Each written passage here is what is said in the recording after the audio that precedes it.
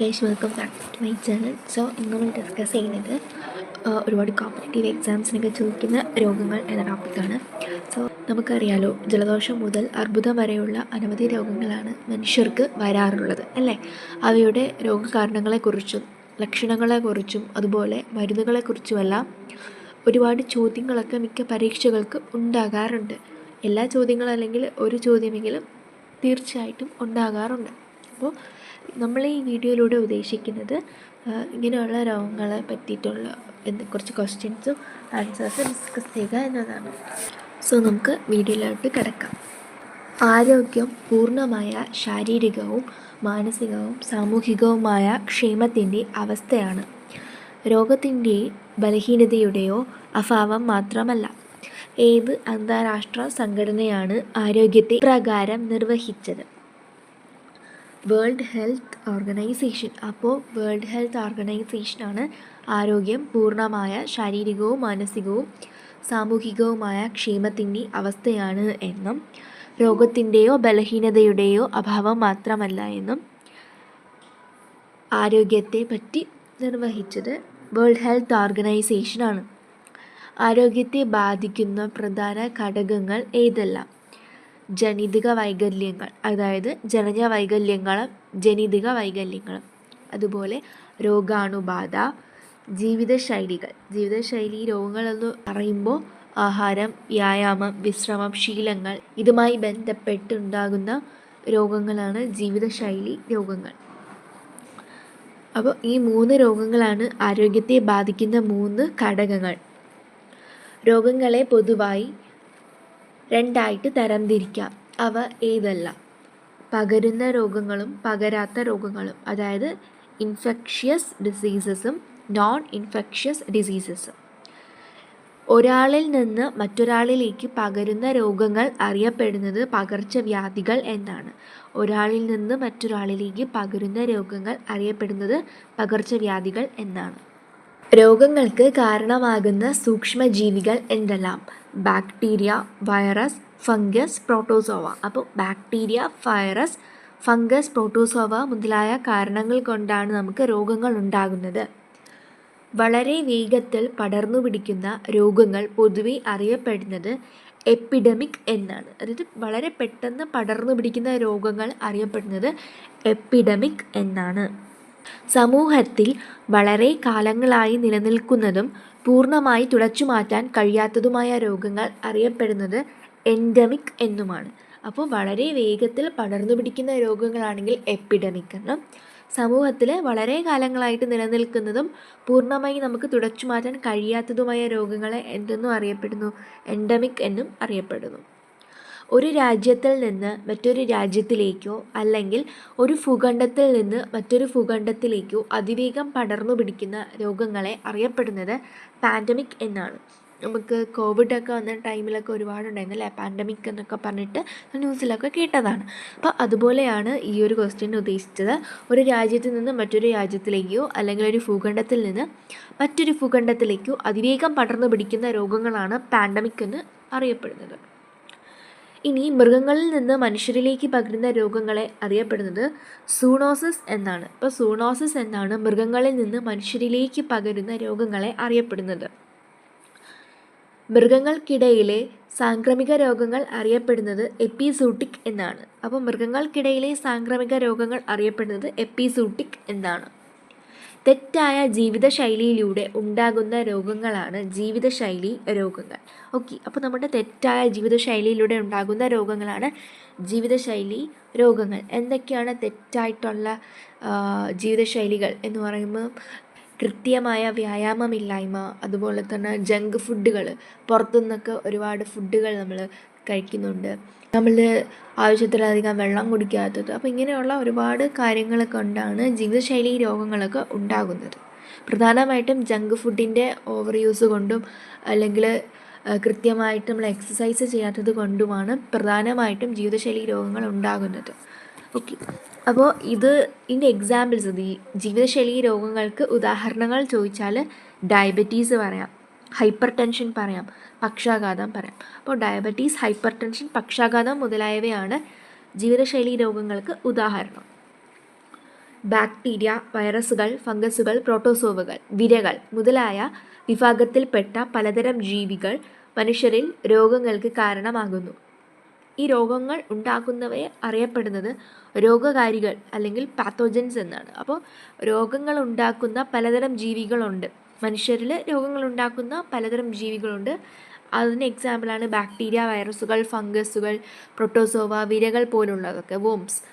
അപ്പോൾ അവയെ അറിയപ്പെടുന്നത് രോഗകാരികൾ അല്ലെങ്കിൽ പാത്തോജൻ എന്ന പേരിലാണ് അറിയപ്പെടുന്നത്. ഇനി ഈ രോഗാണു ശരീരത്തിൽ പ്രവേശിച്ച് രോഗലക്ഷണം കാണിക്കാൻ തുടങ്ങുമല്ലോ. അതിൽ രോഗലക്ഷണം കണ്ടു തുടങ്ങുന്നത് വരെയുള്ള ഒരു കാലയളവുണ്ട്. അതിനെ നമ്മൾ പറയുന്ന പേരാണ് ഇൻക്യുബേഷൻ പീരീഡ്. അതായത് രോഗാണു ശരീരത്തിൽ പ്രവേശിച്ച് രോഗലക്ഷണം കണ്ടു തുടങ്ങുന്നത് വരെയുള്ള ഒരു കാലയളവുണ്ട് നമ്മുടെ ശരീരത്തിൽ കിടന്നിട്ടുള്ള ആ ഒരു ടൈം.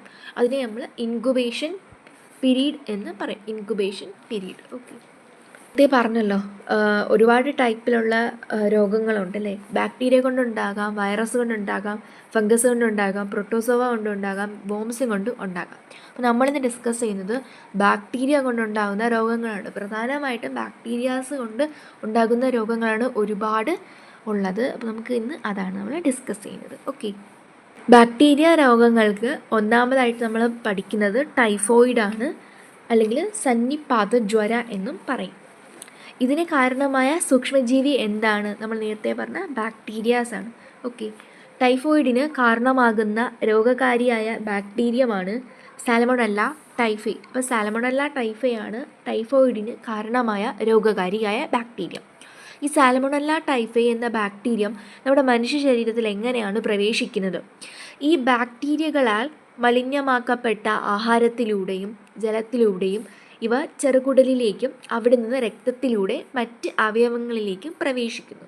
ഓക്കെ, അതായത് സാൽമണല്ല ടൈഫൈ ബാക്ടീരിയകളാൽ ഈ മാലിന്യമാകപ്പെട്ട ആഹാരങ്ങളിലൂടെയും ജലത്തിലൂടെയും ഒക്കെ നമ്മുടെ ചെറുകുടലിലേക്ക് വന്നിട്ട് അവിടെ നിന്ന് രക്തത്തിലൂടെ മറ്റ് അവയവങ്ങളിലേക്ക് പ്രവേശിക്കുന്നു. അങ്ങനെയാണ് സാൽമണല്ല ടൈഫൈ എന്ന ബാക്ടീരിയ മനുഷ്യ ശരീരത്തിൽ പ്രവേശിക്കുന്നത്.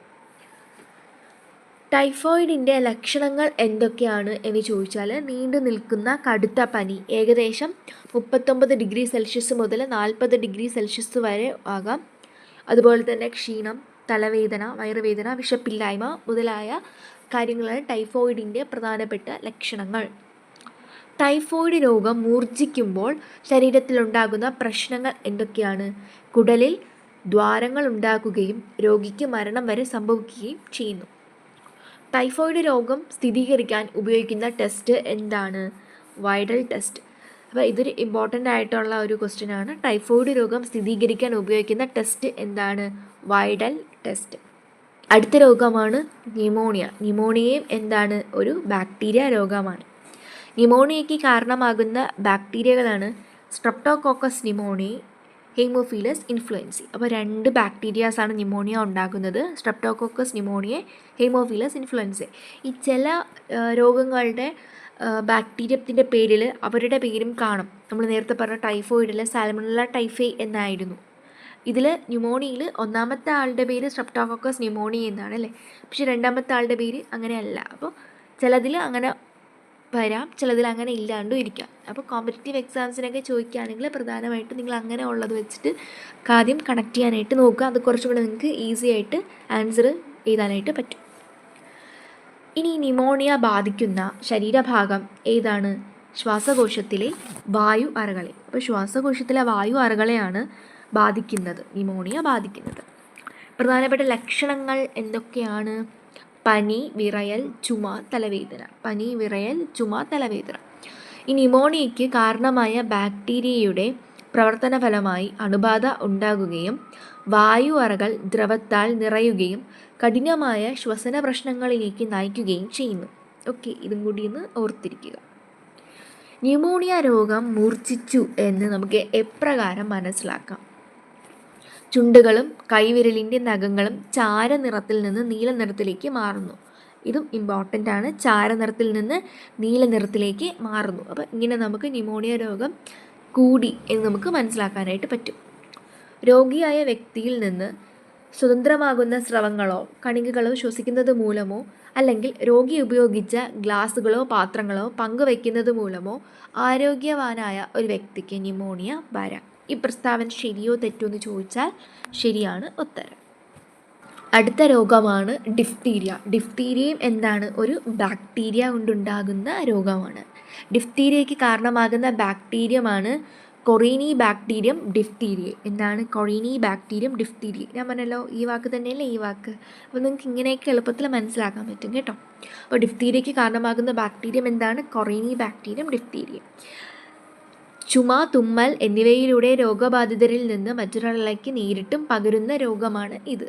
അപ്പോൾ ചുമ, തുമ്മൽ വഴിയും മറ്റൊരാളിലേക്ക് നേരിട്ടും പകരുന്ന രോഗമാണ് ഡിഫ്തീരിയ. മലയാളത്തിൽ എന്തെന്ന് പറയും? തൊണ്ടമുള്ളതെന്ന് പറയും. മൂക്ക്, തൊണ്ട എന്നിവിടങ്ങളിലെ ശ്ലേഷ്മസ്തരത്തെ ബാധിക്കുന്ന ഒരു രോഗമാണ് ഡിഫ്തീരിയ. ഡിഫ്തീരിയ രോഗത്തിൻ്റെ പ്രധാന ലക്ഷണങ്ങൾ എന്തെല്ലാം?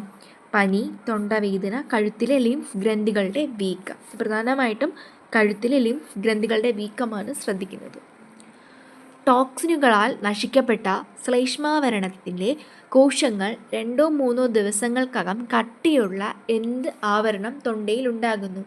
അതായത് ഏത് നിറത്തിലുള്ള ഒരു ആവരണമാണ് നമ്മുടെ തൊണ്ടയിൽ ഉണ്ടാകുന്നത്? ചാരനിറത്തിലുള്ള ആവരണമാണ് തൊണ്ടയിൽ ഉണ്ടാകുന്നത്. അത് ടോക്സിനുകളാൽ നശിപ്പിക്കപ്പെട്ട ശ്ലേഷ്മാവരണത്തിലെ കോശങ്ങൾ 2-3 ദിവസങ്ങൾക്കകം കട്ടിയുള്ള ഒരു ചാരനിറത്തിലോട്ട് മാറുന്നതാണ് കേട്ടോ. അപ്പോൾ അതിൻ്റെ ഒരു സിംറ്റമായിട്ടാണ് ചാരനിറത്തിൽ ഉണ്ടാകുന്നത്. അത് വളരെയധികം സൂക്ഷിക്കേണ്ടതാണ്. അതുപോലെ ഡിഫ്തീരിയ രോഗം മൂർച്ഛിക്കുമ്പോൾ ശരീരത്തിൽ എന്തെല്ലാം പ്രശ്നങ്ങൾ ഉണ്ടാകുന്നു? ക്രമേണമായ മസ്തിഷ്കം, ഹൃദയം, വൃക്ക എന്നിവ തകരാറിലാകുന്നു. രോഗിക്ക് മരണം വരെ സംഭവിക്കാം. ഇതൊക്കെ ഒന്ന് ഓർത്തു വയ്ക്കുക. അടുത്തതാണ് എലിപ്പനി. ഇതും എന്താണ്? ഒരു ബാക്ടീരിയ രോഗമാണ്. ഇതിന് കാരണമായ ബാക്ടീരിയ എന്ന് പറയുന്നത് ലെപ്റ്റോസ്പൈറ ബാക്ടീരിയമാണ് കേട്ടോ. Leptospira bacterium. എലികളുടെയും നായ്ക്കളുടെയും മറ്റു ചില മൃഗങ്ങളുടെയും മൂത്രത്തിലൂടെ പുറത്തെത്തുന്ന ബാക്ടീരിയ കെട്ടിക്കിടക്കുന്ന വെള്ളത്തിലും ഈർപ്പത്തിലും നിലനിൽക്കും. അപ്പോൾ ഇങ്ങനെയാണ് എലിപ്പനി പ്രധാനമായിട്ടും ഉണ്ടാകുന്നത്. എലികളുടെയും നായ്ക്കളുടെയും മറ്റു ചില മൃഗങ്ങളുടെയും മൂത്രത്തിലൂടെ പുറത്തെത്തുന്ന ബാക്ടീരിയ കെട്ടിക്കിടക്കുന്ന വെള്ളത്തിലും ഈർപ്പത്തിലും ഒക്കെ നിലനിൽക്കും. അപ്പോൾ നമ്മൾ അറിയാതെയൊക്കെ മഴ സമയത്തൊക്കെ ആയാലും അറിയാതെയൊക്കെ അതിലൊക്കെ ചവിട്ടുന്നത് മൂലവും നമുക്ക് ഇങ്ങനെയുള്ള കാര്യങ്ങളൊക്കെ ഉണ്ടാകാം. അതുകൊണ്ട് നമ്മൾ അങ്ങനെയുള്ള ഒരു ഇൻസിഡൻസ് ഉണ്ടാകുകയാണെങ്കിൽ നമ്മൾ പെട്ടെന്ന് തന്നെ എന്ത് ചെയ്യണം? കാലൊക്കെ നല്ല വെള്ളം വെച്ച് കഴുകി കളയണം. ഈ ലെപ്റ്റോസ്പൈറ ബാക്ടീരിയം എപ്രകാരമാണ് മനുഷ്യ ശരീരത്തിലോട്ട് പ്രവേശിക്കുന്നത് എന്ന് ചോദിച്ചാൽ അത് മുറിവിലൂടെയാണ് പ്രവേശിക്കുന്നത്. ലെപ്റ്റോസ്പൈറ ബാക്ടീരിയ എപ്രകാരമാണ് മനുഷ്യ ശരീരത്തിൽ പ്രവർത്തിക്കുന്നത്? രക്തത്തിലെത്തിയാൽ ശരീരകലകളെ ബാധിക്കുകയും ചില ടോക്സിനുകൾ അതായത് വിഷപദാർത്ഥങ്ങൾ ഉൽപ്പാദിപ്പിക്കുകയും ചെയ്യും. രക്തത്തിലെത്തിയാൽ ശരീരകലകളെ ബാധിക്കുകയും ചില ടോക്സിനുകൾ ഉൽപ്പാദിപ്പിക്കുകയും ചെയ്യും. എലിപ്പനി കാരണം മനുഷ്യ ശരീരത്തിൽ എന്തെല്ലാം പ്രശ്നങ്ങളാണ് ഉണ്ടാകുന്നത്? രക്തലോമികളിൽ തകരാറുണ്ടാകുകയും ആന്തരിക രക്തസ്രാവത്തിന് കാരണമാവുകയും ചെയ്യുന്നു. ഇതിൻ്റെ പ്രധാനപ്പെട്ട ഒരു ലക്ഷണങ്ങൾ എന്തൊക്കെയാണ്? ശക്തമായ പനി, തലവേദന, പേശിവേദന, കണ്ണിനുണ്ടാകുന്ന ചുവപ്പ് നിറം. ഇതൊക്കെയാണ് എലിപ്പനിയുടെ മുഖ്യ ലക്ഷണങ്ങൾ. അടുത്തതായിട്ട് ഒരു ഇമ്പോർട്ടൻ്റ് ആയിട്ടുള്ള ഒരു ആളാണ് ക്ഷയരോഗം അല്ലെങ്കിൽ നമ്മൾ TB എന്ന് പറയുന്നത്. ഇതിന് കാരണമാകുന്ന ബാക്ടീരിയയാണ് മൈക്കോബാക്ടീരിയം ട്യൂബർകുലോസിസ്. ഓക്കെ. ക്ഷയരോഗത്തിൻ്റെ മുഖ്യ ലക്ഷണങ്ങൾ എന്തെല്ലാമാണ്? ശരീരത്തിന് ഭാരക്കുറവ് അനുഭവപ്പെടുക, ക്ഷീണം, സ്ഥിരമായ ചുമ. ഇതൊക്കെയാണ് മുഖ്യ ലക്ഷണങ്ങൾ.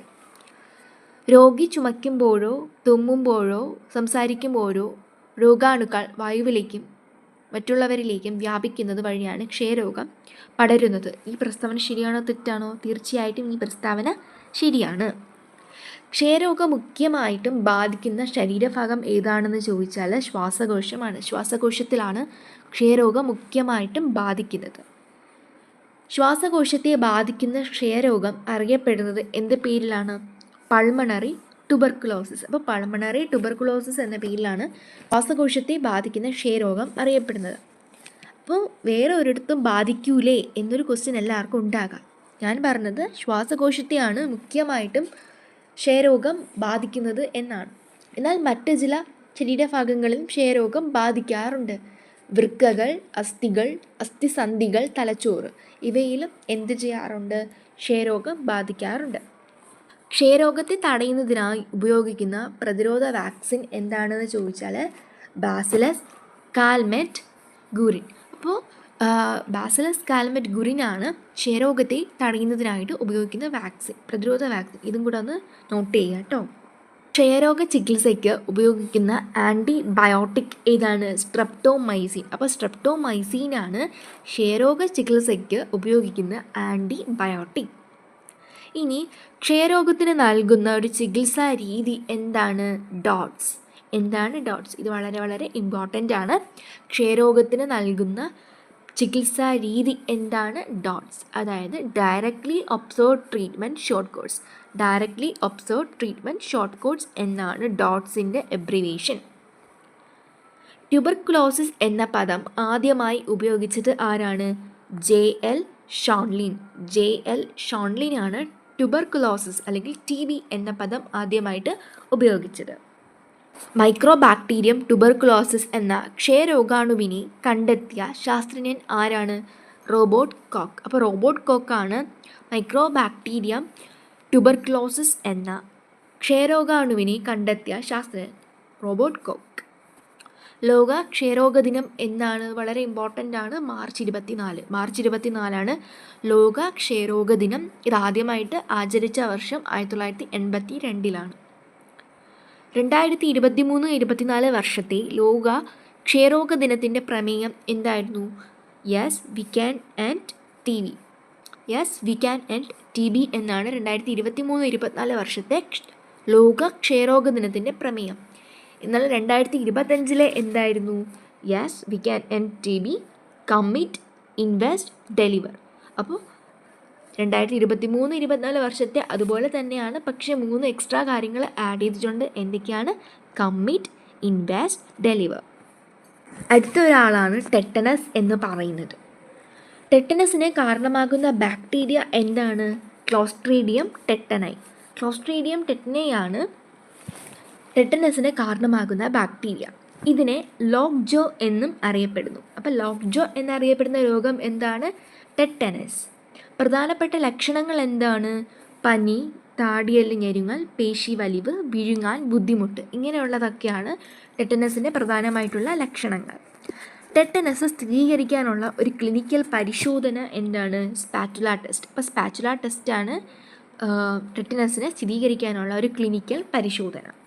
അടുത്തൊരു പ്രധാനപ്പെട്ട ആളാണ് കുഷ്ഠരോഗം. ഓക്കെ, അല്ലെങ്കിൽ ലെപ്രോസിസ് എന്ന് പറയും. കുഷ്ഠരോഗത്തിന് കാരണമാകുന്ന ബാക്ടീരിയ എന്താണ്? Mycobacterium leprae. മൈക്രോബാക്ടീരിയം ലെപ്രെ എന്നാണ് കുഷ്ഠരോഗത്തിന് കാരണമാകുന്ന ബാക്ടീരിയ. ഈ രോഗാണുവിനെ കണ്ടെത്തിയ ശാസ്ത്രജ്ഞനാണ് GHA ഹാൻസർ. GHA ഹാൻസറാണ് ഈ ഒരു ബാക്ടീരിയം കണ്ടുപിടിച്ചത്. അതുകൊണ്ട് തന്നെ കുഷ്ഠരോഗത്തെ ഹാൻസൻസ് ഡിസീസ് എന്നും അറിയപ്പെടുന്നു. ഓക്കെ, അദ്ദേഹമാണല്ലോ ആ ഒരു രോഗാണു കണ്ടെത്തിയത്. അപ്പോൾ അദ്ദേഹത്തിൻ്റെ സ്മരണാർത്ഥം നമ്മൾ ഈ കുഷ്ഠരോഗത്തെ ഹാൻസൻസ് ഡിസീസ് എന്നും അറിയപ്പെടുന്നു. ശ്വാസനാളത്തിൻ്റെ മേൽഭാഗത്തെ ഉപരിതല നാഡികളെയും ശ്ലേഷ്മ പഠനത്തെയും ബാധിക്കുന്ന തിണൽ രോഗമാണ് കുഷ്ഠരോഗം എന്ന് പറയുന്നത്. ഇത് പ്രധാനമായിട്ടും നമ്മൾ അഫക്റ്റ് ചെയ്യുന്നത് അല്ലെങ്കിൽ നമുക്ക് പുറത്ത് കാണാൻ പറ്റുന്ന ഒരു ലക്ഷണം എന്ന് പറയുന്നത് ചർമ്മത്തിലെ ക്ഷതങ്ങളാണ്. ലോക കുഷ്ഠരോഗ ദിനം എന്നാണ്? ജനുവരിയിലെ അവസാന ഞായറാഴ്ചയാണ്. ജനുവരിയിലെ അവസാന ഞായറാഴ്ചയാണ് ലോക കുഷ്ഠരോഗ ദിനമായിട്ട് ആചരിക്കുന്നത്. ലോക കുഷ്ഠരോഗ ദിനം ആചരിച്ചു തുടങ്ങിയത് 1954 മുതലാണ്. അടുത്ത കുറച്ച് പ്രധാനപ്പെട്ട ആൾക്കാരാണ് കോളറ. ചെറുകുടലിൽ ഉണ്ടാകുന്ന ഒരു അണുബാധയാണ് എന്തെന്ന് പറയുന്നത്? കോളറ എന്ന് പറയുന്നത്. ഇതുണ്ടാകുന്ന ബാക്ടീരിയയാണ് വിബ്രിയോ കോളർ. വിബ്രിയോ കോളർ എന്ന ബാക്ടീരിയ വഴിയാണ് കോളറ ഉണ്ടാകുന്നത്. വില്ലൻ ചുമ അല്ലെങ്കിൽ വൂപ്പിംഗ് കഫ്, ഇതിന് കാരണമായ ബാക്ടീരിയയാണ് ബോർഡറ്റെല്ല പെർട്ടൂസിസ്. ബോർഡറ്റെല്ല പെർട്ടൂസിസ് എന്നാണ് വില്ലൻ ചുമയ്ക്ക് കാരണമായിട്ടുള്ള ബാക്ടീരിയ. ഇതിന് പെർട്ടൂസിസ് എന്നും അറിയപ്പെടുന്നു. 100 ദിവസത്തെ ചുമ അല്ലെങ്കിൽ 100 ഡേ കഫ് എന്നറിയപ്പെടുന്നതും വില്ലൻ ചുമയെ ആണ്. അടുത്തൊരു പ്രധാനപ്പെട്ട ആളാണ് പ്ലേഗ്. പ്ലേഗിന് കാരണമായ ബാക്ടീരിയ എന്താണ്? യെർസിനിയ പെസ്റ്റിസ്. യെർസിനിയ പെസ്റ്റിസ് എന്നാണ് പ്ലേഗിന് കാരണമായിട്ടുള്ള ബാക്ടീരിയ. പ്ലേഗിൻ്റെ മുഖ്യ ലക്ഷണങ്ങൾ എന്തൊക്കെയാണെന്ന് ചോദിച്ചാൽ പനി, ബലഹീനത, തലവേദന ഇതൊക്കെയാണ് കേട്ടോ. പ്ലേഗിനെ പ്രധാനമായിട്ടും 3 ക്ലാസിഫൈ ചെയ്യാം. Mnemonic plague, bubonic plague, സെപ്റ്റിസെമിക് plague, ഇങ്ങനെ 3 ക്ലാസിഫൈ ചെയ്തിട്ടുണ്ട്. അപ്പോൾ എന്താണ് ന്യൂമോണിക് പ്ലേഗ്? ശ്വാസകോശത്തെ ബാധിക്കുകയും ശ്വാസതടസ്സം, ചുമ, നെഞ്ചുവേദന എന്നിവയ്ക്ക് കാരണമാവുകയും ചെയ്യുന്ന പ്ലേഗാണ് ന്യൂമോണിക് പ്ലേഗ്. എന്നാൽ ലിംഫ് നോഡുകളെ ബാധിക്കുകയും അവ ഉയർക്കുകയും ചെയ്യുന്നത് ഏതാണ്? Bubonic plague. രക്തത്തെ ബാധിക്കുകയും കലകളെ കറുത്ത നിറത്തിൽ ആക്കുകയും രോഗിയുടെ മരണത്തിന് വരെ കാരണമാക്കുകയും ചെയ്യുന്നതാണ് സെപ്റ്റിസെമിക് പ്ലേഗ്. അപ്പോൾ 3 പ്ലേഗുകൾ ഏതൊക്കെയാണ്? Pneumonic, bubonic, septicemic. അപ്പോൾ ഈ 3 മനസ്സിലായെന്ന് വിശ്വസിക്കുന്നു. ലൈംഗികമായി പകരുന്ന രോഗങ്ങൾക്ക് ഉദാഹരണങ്ങളാണ് സിഫിലിസ്, അത് ഉണ്ടാകുന്ന ബാക്ടീരിയമാണ് ട്രിപ്പോണൈമ പെല്ലിഡം. ഗൊണാറിയ, അതിന് കാരണമായ ബാക്ടീരിയമാണ് നെയ്സീറിയ ഗൊണേറിയ. ക്ലാമിഡിയാസിസ്, അതിന് കാരണമാകുന്ന ബാക്ടീരിയമാണ് ക്ലാമിഡിയ ട്രക്കോമാറ്റിസ്. അപ്പോൾ സിഫിലിസ്, ഗൊണാറിയ, ക്ലാമിഡിയാസിസ് ആണ് ലൈംഗികമായി പകരുന്ന രോഗങ്ങൾക്ക് ഉദാഹരണം. കൂടി ബാക്ടീരിയ രോഗങ്ങൾ കഴിഞ്ഞിട്ടുണ്ട്. അപ്പോൾ ഇതിൻ്റെ പാർട്ട് 2 വീഡിയോയ്ക്കായിട്ട് വെയിറ്റ് ചെയ്യുക. സോ നിങ്ങൾക്ക് വീഡിയോ ഇഷ്ടമായി നിങ്ങൾ തീർച്ചയായിട്ടും ലൈക്ക് ചെയ്യണം. ഇതുവരെ സബ്സ്ക്രൈബ് ചെയ്യാത്ത ആരെങ്കിലും ഉണ്ടെങ്കിൽ ഉടൻ തന്നെ സബ്സ്ക്രൈബ് ചെയ്യുക. തൊട്ടടുത്തുള്ള ബെല്ലൈക്കൺ എനേബിൾ ചെയ്താൽ ഞാൻ അപ്ലോഡ് ചെയ്യുന്ന വീഡിയോസിൻ്റെ നോട്ടിഫിക്കേഷൻ നിങ്ങൾക്ക് കിട്ടുന്നതായിരിക്കും. ഡൗട്ട്സും കാര്യങ്ങളുണ്ടെങ്കിൽ നിങ്ങൾ തീർച്ചയായിട്ടും കമൻറ്റ് ചെയ്യണം. So thanks for watching. Thank you.